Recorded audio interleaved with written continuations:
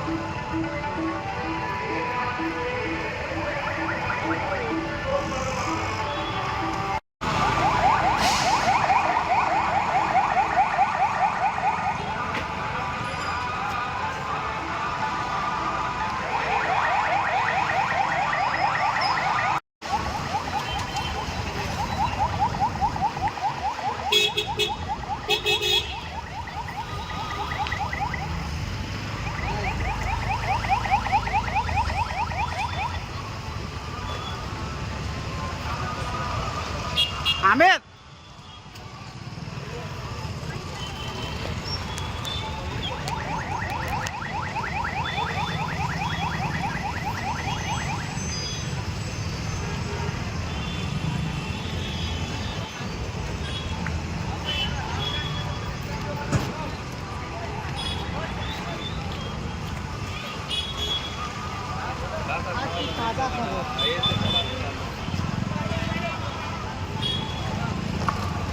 कितने लोग हैं?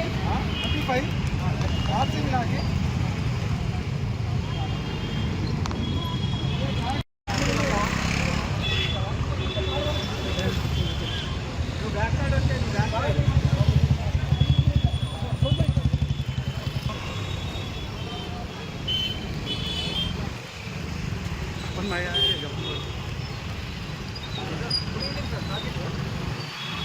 यार तो